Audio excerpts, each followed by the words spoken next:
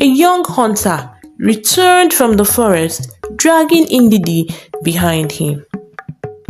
The villagers rejoiced, ready to complete the sacrifice. This time, they bound her tightly, determined that she would not escape.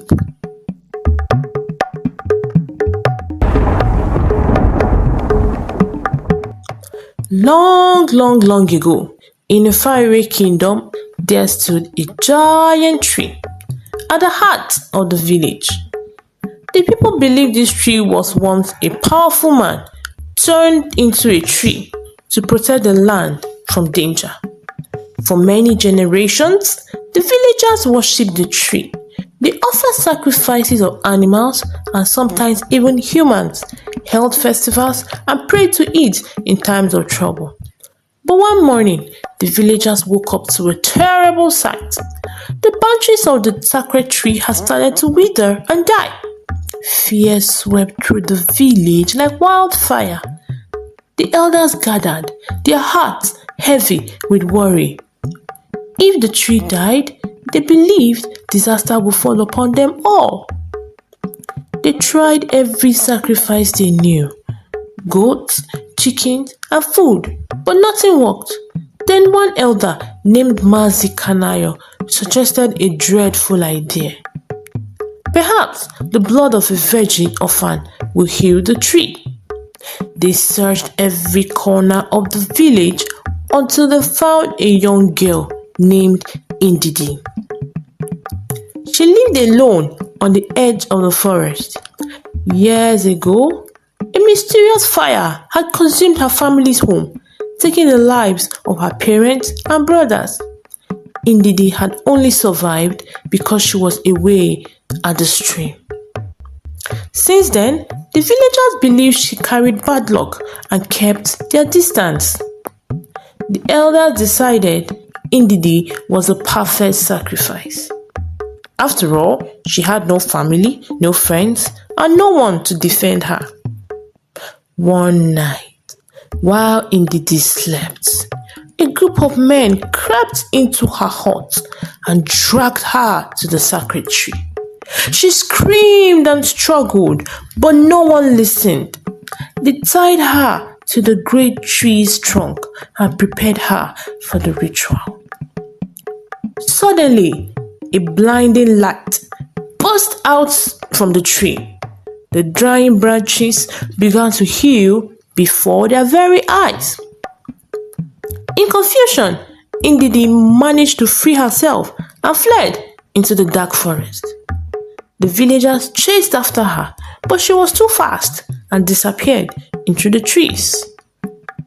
For days they searched, but Ndidi was nowhere to be found. Meanwhile, the tree continued to wither and fear tightened its grip on the village. Then one day, a young hunter returned from the forest, dragging Ndidi behind him. The villagers rejoiced, ready to complete the sacrifice. This time, they bound her tightly, determined that she would not escape. As they began the ritual, the same blinding light shone again, brighter than before. The villagers shielded their eyes, and when the light faded, they gasped at the sights before them. Standing beside Ndidi was a tall, handsome young man. He introduced himself as Kalu, the very man who had been trapped inside the sacred tree for centuries. He told them how long an evil sorceress had fallen in love with him. When he refused her, she cursed him to become a tree, vowing that if she couldn't have him, no one else would. For years, Kalu watched helplessly as the villagers worshipped him. He cried for help, but no one could hear him. The sorceress had placed a limit to his life, and as the tree weakened, so did he.